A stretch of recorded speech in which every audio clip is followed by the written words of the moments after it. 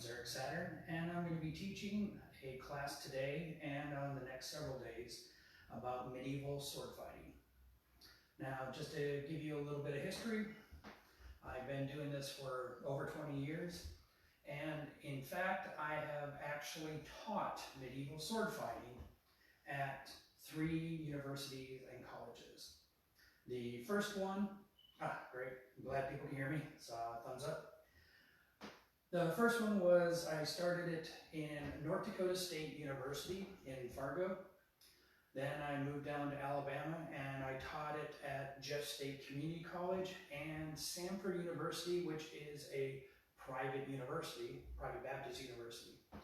And the interesting thing there is that there are 12 graduate students that have a 1 credit Phi Ed credit in medieval swordsmanship from a private Baptist college. It's quite interesting.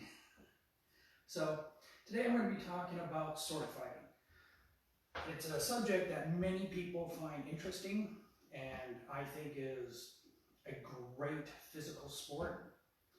One of the things that a lot of people have problems with though is when they start doing it is, how do I do it? What's the best way to be taught? What is the best movement? What is the best way to throw a shot so I don't hurt myself and in the process still land a really good shot? So I'm going to be teaching several days starting with the very basics. And one of the basics that we're going to first start talking about, now I'm going to use the board again, and just to remind everyone, can I get another thumbs up to make sure people can still hear me? I'm using a different type of mic, so I want to make sure that it's good. I haven't seen anything yet. I'll just keep on going and hopefully I'll see something from someone saying we can't hear you. So every time I write on the board, I actually have to write backwards because the camera is turned around. So this is my right side, even though it shows left on the screen. So I will try to do my best to make sure I switch everything over. So if some of the letters seem a little bit weird, I'm doing my best. And I put a little example of how to correctly put some of the harder letters up in the corner. That's all that means. So the first thing you need to learn about sword fighting is that there is a thing about speed, strength, and accuracy.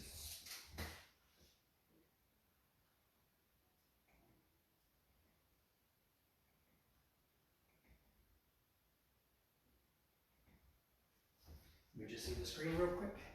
Yep, okay. Oh, I think that's the right way to do the E. All right.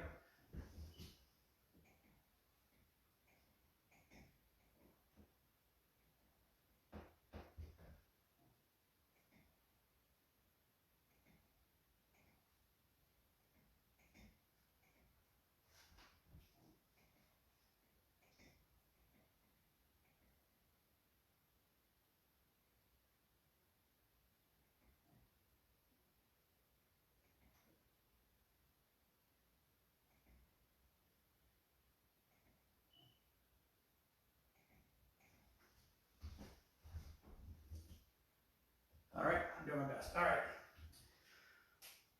Speed, strength, and accuracy are the 3 key things. You want to have really good speed so you can get around things and hit someone before they hit you. Strength, you want to be able to land a shot that is good and solid, that's not actually going to potentially hurt you because you threw it wrong or landed it wrong. And accuracy, you want to make sure you hit what you're aiming at. Now, usually when people first start fighting, there's going to be an issue. For example, men have really good strength, pretty good speed, and usually horrible accuracy. Don't know why, that's just usually how it goes for the majority of the men. Interesting enough, women don't have really good strength, they got pretty good speed, but at first they got great accuracy. So they can come in and throw a shot and land something in this area where we can't even hit something that's this wide open sometimes. So during all this, you have to learn to adjust your form, adjust your throwing style, adjust your movement, everything like that. So that's gonna come into the next thing, which is body dynamics. Body dynamics is huge, okay?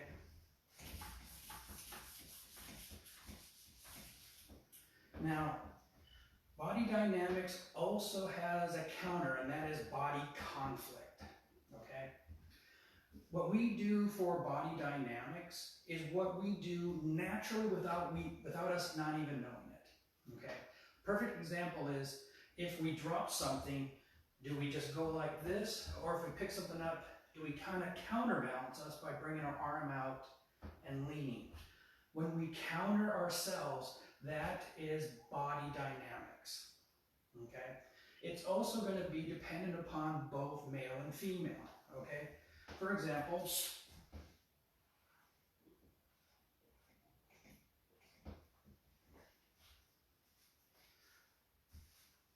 separate it by colors.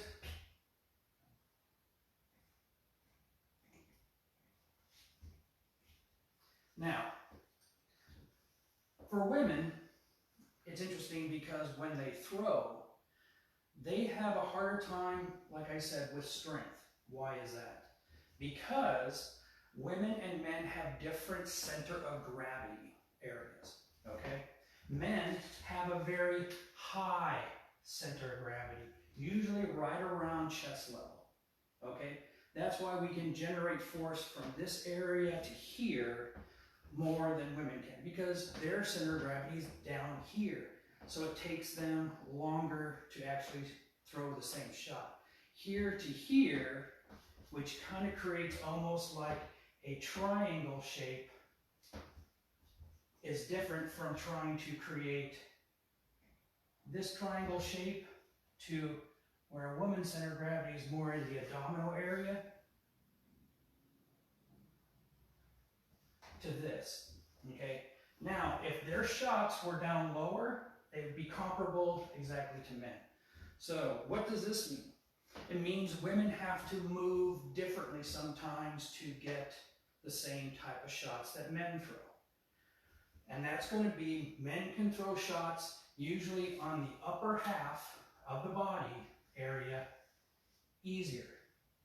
Women can get more of the lower body area shots, are much more easier for them to begin with. It's just the way most, I'm not saying everyone, most people's bodies are.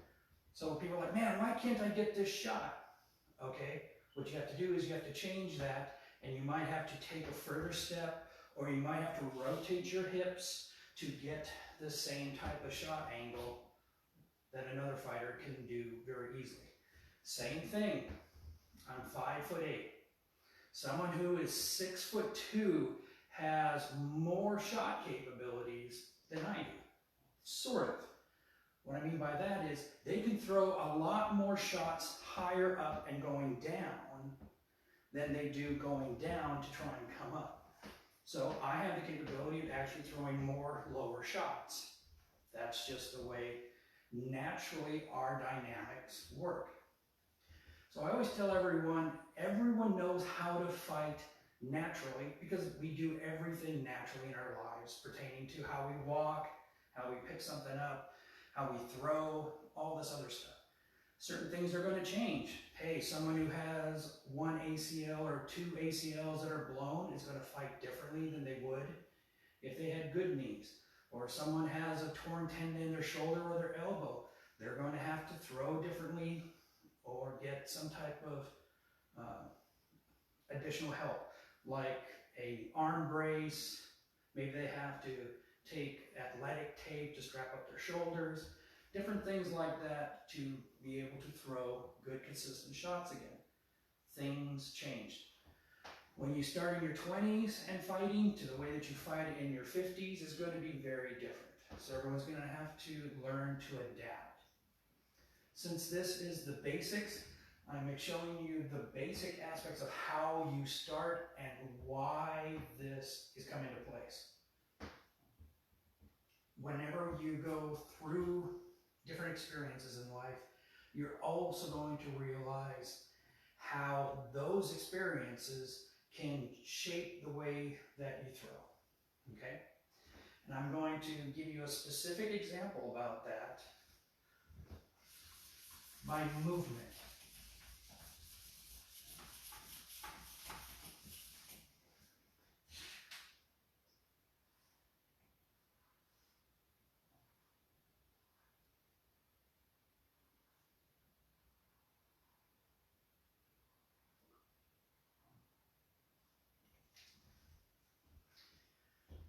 Whenever you throw any type of shot, the first thing you need to do is you need to move or step.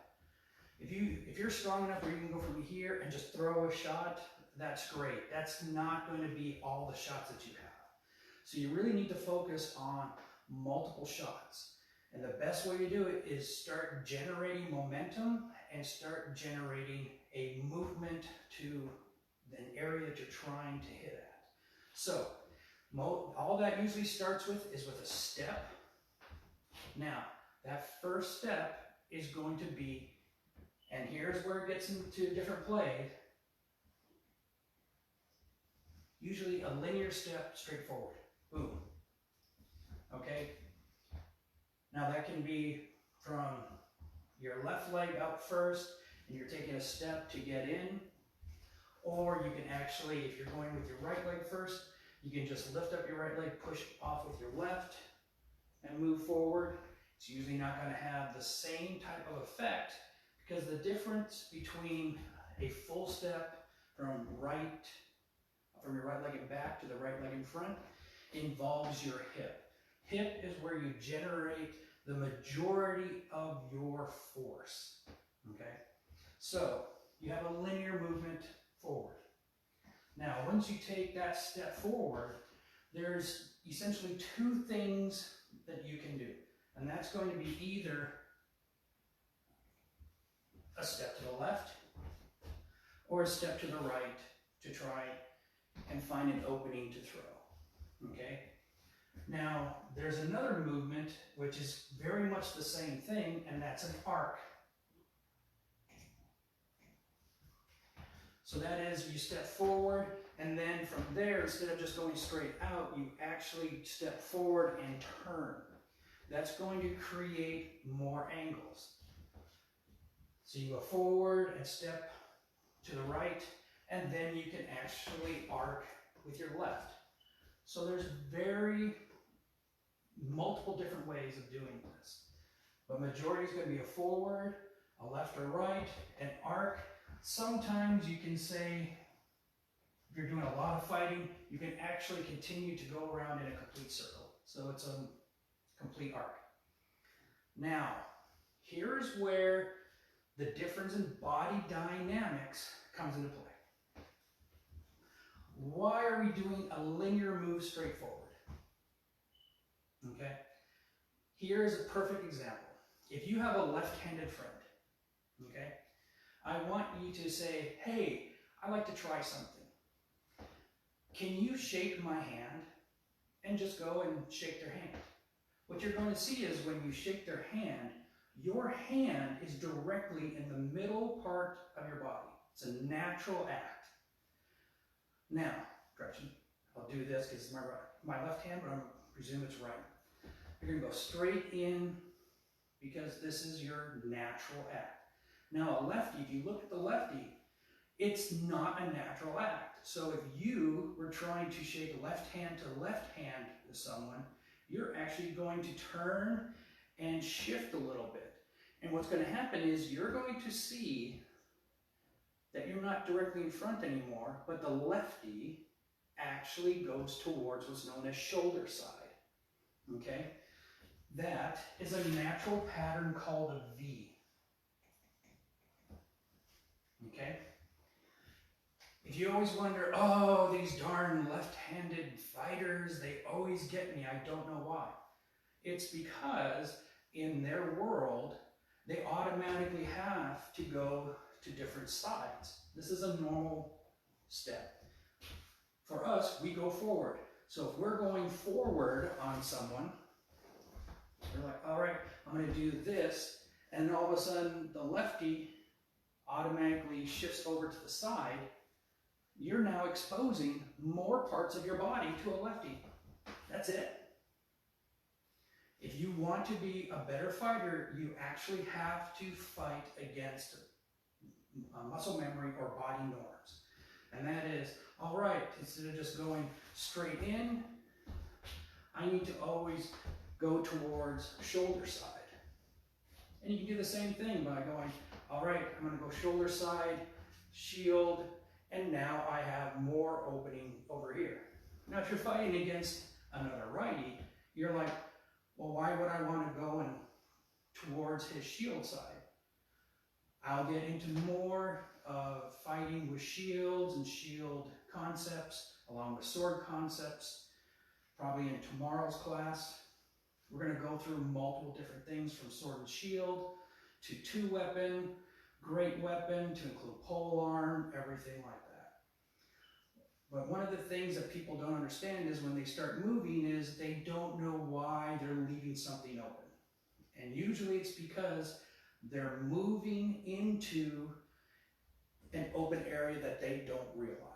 But their opponent who's been fighting longer is like, oh yeah, they're going to do this and they're going to do this. I'm going to step over the side, and their entire right hip and right leg wide open, and I'm just going to throw towards that. So again, usually when you start fighting, you're always going to, man, I got hit 7 times in my arm. I got hit 11 times in the right side of my head. I got hit 9 times in the left side of my leg. That is because you're opening stuff, you're keeping your body open by movement, okay?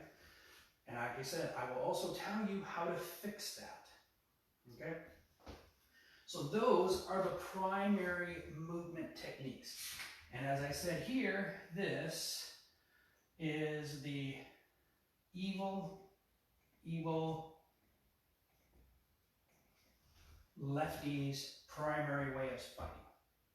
I will also tell you ways to beat it, and I'll also tell you weird ways to beat it. I beat it by being a righty who fights like a lefty. It's actually very hard, but for me, that's how I worked, and it works well for me.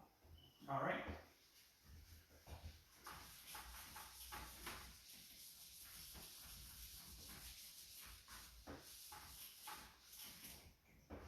All right, so what we've talked about so far is body dynamics and how it's different between men and women. Also pertaining to the center of gravity on why men's are higher, women's are lower, so movements and shots are going to be thrown differently because of that. That's usually going to be the main starting point. You're always going to be wanting to throw certain shots because they're easy. That's because that's your natural body way of doing it. Like I said, everyone knows how to fight, and they fight their own way. It works great, but then you also eventually have to change it to cover the areas that are open. Okay, we talked about speed, strength, and accuracy. First one is going to be particularly about moving, so we did a step.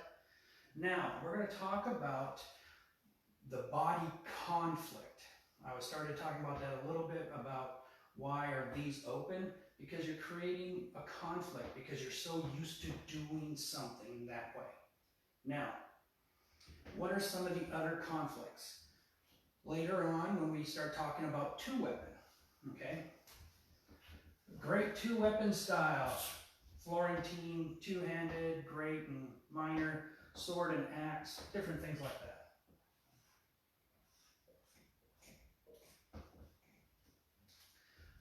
Now, here is where there's going to be fighting or body conflict. If you're fighting two-weapon, all right, where do you think the conflict is going to be on two-handed fighting style? Give you a hint. It's right down the middle.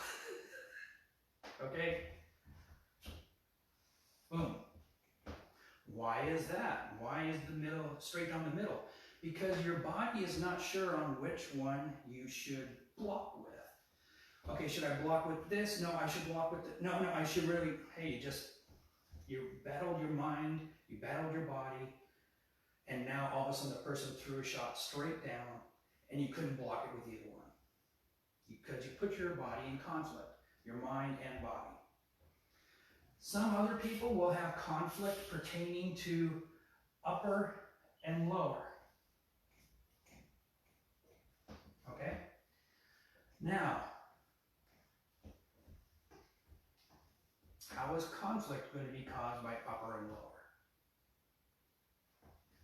When everyone tries to do something, they're going to either do it as part of an attack or as a defense. Okay? And that's where the two main styles of a fighter becomes. All right, I want to go and I'm going to throw the shot first every single time. Excuse me, switch over.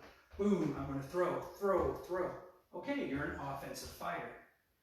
Okay? Now your conflict is I'm throwing like this, and now my conflict is my head is wide open. Now I need to block. So now you're battling, am I blocking high? Am I going to block everything up here with my sword? Which style is best? Because you're going to fight differently between someone who, all right, I'm fighting sword and shield, and then someone's like, all right, I got a 6-foot pole arm, a two-handed single weapon. It's different against another sword and shield person. Boom. Someone who's fighting Florentine is going to fight different. All right, I'm going to block everything.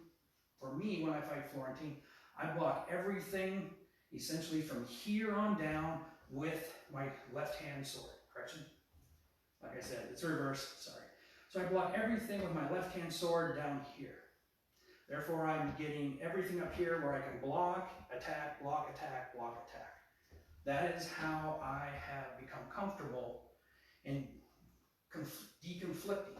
Because if someone's throwing a shot way down low, and I'm like, all right, oh, I'm going to block down here, then I need to throw over here, but then again, that leaves this side wide open.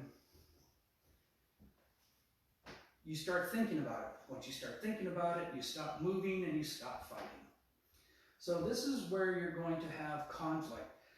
Left and right, up and down. There's going to be more conflict left and right, but it's going to essentially come into play. So you have to understand fighting different people in different weapon styles means fighting and blocking differently. So when you get used to fighting, oh, I'm fighting sword and shield, and someone else is fighting sword and shield, this is great. And then, all right, hey, there's a pole arm. All right, and all of a sudden you take one step and you're dead. Wait a minute, how did he? Because you're fighting another sword and shield and not a different weapon style. They have different angles again, same thing. Fighting against a righty to a lefty, again, different fighting style, different fighting conflicts. Most of that is just something that you have to get over and do a lot of practice. Okay?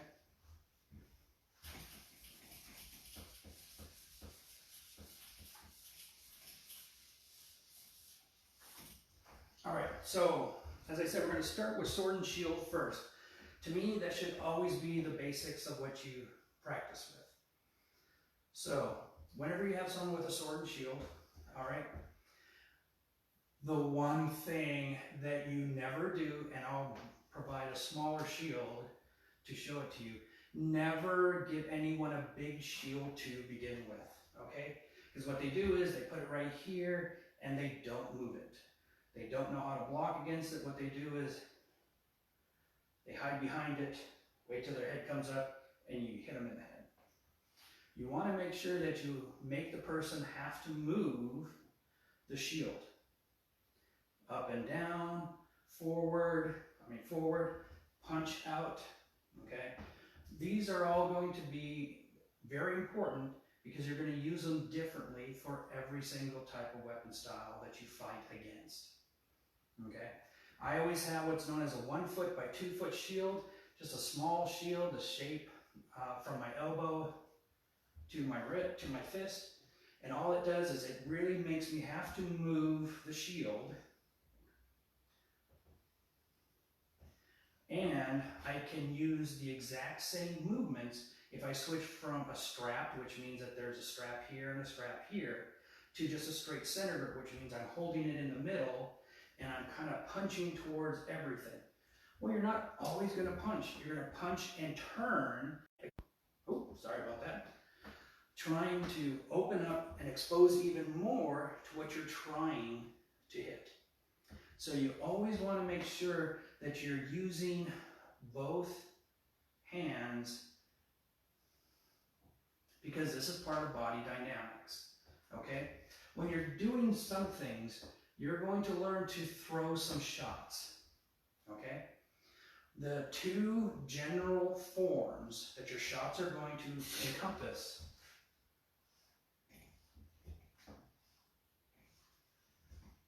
is the X and the cross, okay? You'll probably see a lot of different pictures where there's a guy and they superimpose the whole image onto the guy. Now, the most important thing to remember on this is that when this occurs, you actually have to shift the center of this to where you want to hit. Example again.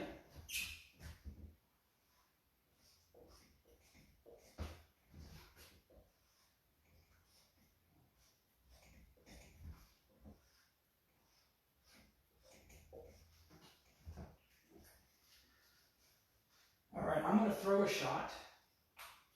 Am I always going to throw towards what's known as the center part of the body, or what a lot of people do is they immediately throw towards the shield, not towards what's open? So what you have to learn is to change the angle and create the focal point on what's open. Throwing a shot like this, and you're just throwing, and the shield is right here, you're just going to hit the shield. You actually have to throw over the shield. So you actually have to learn to essentially elevate the shot to bring it into the open area, okay? That comes to the second thing, okay? The first thing was step. You want to create movement. What helps with movement is definitely the type of pattern you want to go and your hip movement. Now, the hip movement also generates into number 2, which is the throw. The more hip, the stronger the throw, the faster the throw, and you can figure out, all right, I want to go up here and I want to try and come down on this angle. Or I will use the T form and I will try and throw the shot straight to the head, okay? Like I said, whenever I first start teaching people, I think I said it, if not, I'm going to repeat it. I tell them to throw one shot at a time. Don't try and throw a whole bunch of, you can't focus. You're not focusing because on the third step, which is landing the shot, you need to commit to the shot. If you're throwing this, and I'm going to throw this, and this, and this, and this, you're not committing, you're not moving, you're not committing to the one shot. So when you first start throwing, first start fighting, throw one shot. You see the shot and you're like, I'm going to throw it, and you just throw that one shot as hard and as fast as you can. Now, not so hard that you're actually going to hurt the person. But it's important to get everything back to basics. That's why this is called basics. Step, position, throw, and then land the shot you want. All right, I'm going to come in and I'm going to come down, wham. All right, so now you have that shot coming in here like this. Or you're going to come in and you're going to throw the shot straight across. A good way to practice this without having a sword right away is use what if you've ever done any type of martial arts, it's called the knife hand, okay?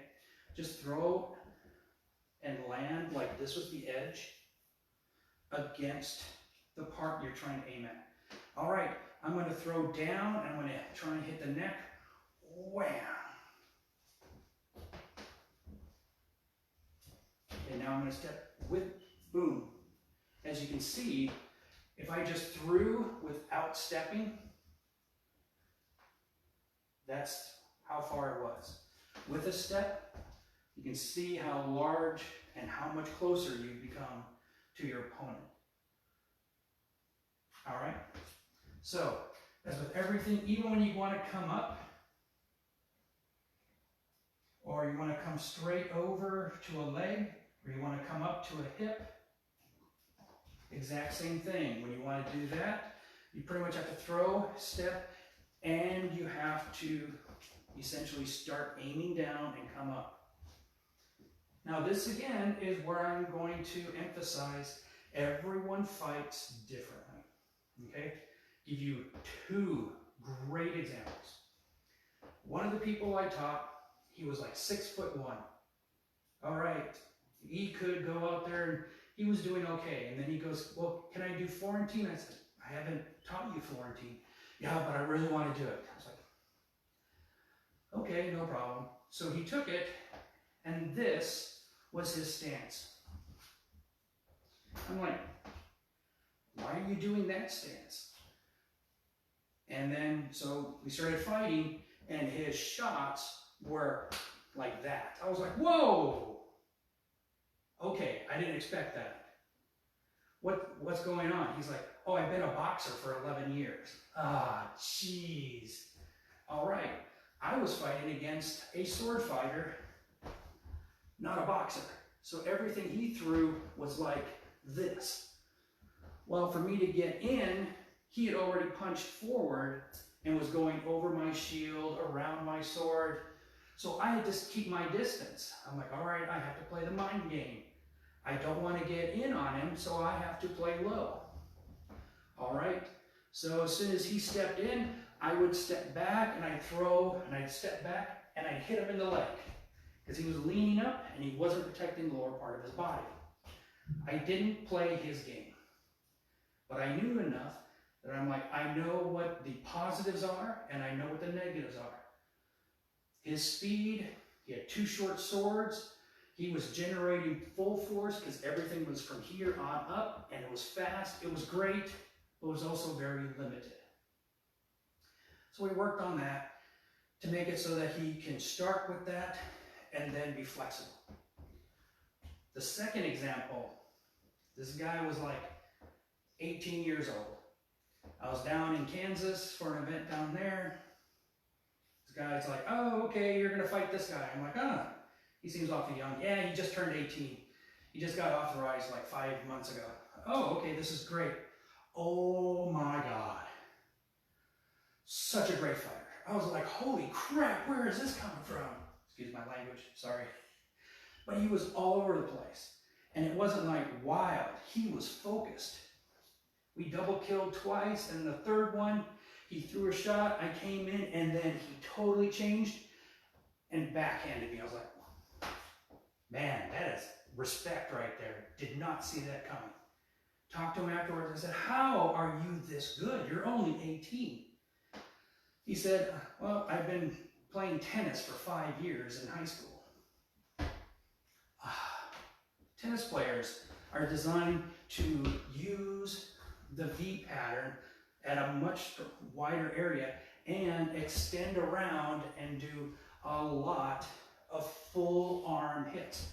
So same thing, he would come in and I was like, man, this is, and to do a totally different way of fighting. So personal experience, fighters fought very comfortably one way, you get to change and shift. The other guy, I don't know, I would not have changed anything on him. He was just so good. So any type of personal experience benefits you on what you can do. If you're a hockey player, man, you could be pretty good with sword and shield, but I bet you're going to be awesome with a 6-foot freaking pole arm. So different styles, different forms, different movement, different experiences, all encompass you on how you move, how you throw, okay? But remember, you always want to throw for open areas or areas that become open. Now, what I mean by that is you could throw a shot and go, well, this is going right for the shield, but I'm going to throw past the shield And then once I get past the shield, I now can hit any target because I'm not actually hitting the shield. So you have to step in to a really close range. So that's something that you're going to have to learn is what is your fighting range.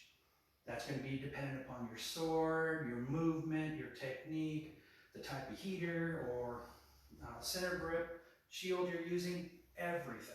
But that's going to come later, okay? So, as we have right here, we have different angles on which you want to throw, okay? Now, the last one is going to be landing a shot, okay? As with everything, and especially if you've ever taken any martial arts classes, this is what they say. If you're trying to hit the person, we're all friends, in the head right here, you don't hit right here. You're planning on hitting past his head. Now, you always want to make sure that you don't come in and essentially stop the shot before it gets maximum effect. But what you want is you want focal effect. Okay? There's several fighters out there that are masterful on having the perfect hitting spot on their sword. Whenever you're throwing, you always want to throw through your opponent, through his arm, through his body, through his leg, or her leg, excuse my, nothing personal. You always want to throw through, but you want to focus the hit, okay? That is the commitment aspect. You want to commit to that shot. I'm hitting here, and essentially you literally say that out loud. You say, here! And as soon as you hit the person, that is where you commit and you push on through. I still have some issues with that. I believe my swords are too long and I need to cut them down so I can shorten the focal effect to the right spot. Some people call it the sweet spot, different things like that. But that commitment has to be there and not just, okay, I'm going to throw with this and then I'm going to throw another thing and hey, I just stopped right there. No, you shouldn't stop. You need to power on through and then hit and keep on moving. That is going to be later on when you throw multiple shots or what's known as combos. But right now, like I said, you want to commit by throwing one shot. Okay, so this class, as I said, is the basics. This class will also be tomorrow and Monday and Tuesday. Like I said, I actually taught this and I had everyone sit down in class and they had to take a written test about all the stuff that I had been talking about. Because people need to understand, I don't understand why this isn't working. Because remember, you're not committing to the shot. Oh, so I need to go through. Exactly. And that's the point that we need to get. A lot of people, when they start learning, they want to do stuff, but they don't know the reasons why it's not working. Or, hey, I want to do this. Before you do this, you need to, instead of doing step 4, let's work on step 1. Because once you get done with 1, 2 and 3 will come very easy. 4, you might have to work on some more because it might be more advanced. But that's the whole point. Every time you do this, you should always learn something new. I will end on one more note, and that is it also involves the body conflict. Okay. What happens is when people first start fighting, they'll go out there and they're like, all right, I'm ready. And they don't fight. They do nothing but block, block, block, block, block, block, block, block. And then they like, okay, the person's like, well, just throw a shot. And the person's like, and they drop the shield, just drop it. And then they throw a shot. And then they might throw another shot and another shot, and the shield's down. Okay? This is where you're fighting your conflict between being an aggressive fighter and a defensive fighter. okay? I'll tell you, and I'll bring it up again later, the way to fix that, and most all new fighters do it, is to do what's known as a 2-minute drill, okay? A 2-minute drill is, for 2 minutes, 2 people are fighting. This person says, I'm going to be offensive, and this person's like, I'm going to be defensive. And this person goes and throws nothing but shots, and this person does nothing but block shots. Then, 2 minutes later, this person becomes offensive, and this person becomes defensive. You do that twice. So 4 minutes, 4 minutes. Then what you do is you go single shot. Then it's like, all right, I'm going to throw a shot, and then you throw a shot. Then I'm going to throw a shot, and you throw a shot. I'm going to throw a shot, then you throw a shot. And what you're going to do is you're going to realize the person's going to go wham, and then they're bringing their shield back up because they're automatically going back into a defensive mode. Block, then attack, and then block, and then, block. Sorry, different hands again. So they're going to attack, block, and they're not going to totally drop, and they're not going to go totally defense. They're going to realize that they have to defend and then prepare to throw, okay? So the 2-minute drill, 2-minute attack, 2-minute defend, 2-minute attack, 2-minute defend. Do it again, and then single shot, single shot, single shot, single shot. You do that for about 2 months, and all of that issue is going to be gone. So I always make sure I teach that. So tomorrow what we're going to do is we're going to actually talk about more than just the X and the T shots. Those are the very basic. We're going to go into the elaborate different types of shots to include how you can start faking out your opponent, how you can start doing different versions of the same shot. We're also going to get into blocking, okay? How to block both with a center, a heater, and with a center grip, okay? Those are going to be the 2 things that we're going to focus on tomorrow. In the meantime, I hope this has helped. If you can, please always give me some feedback, ask some questions, ask for clarification, no problem. In the meantime, thank you very much and enjoy the day.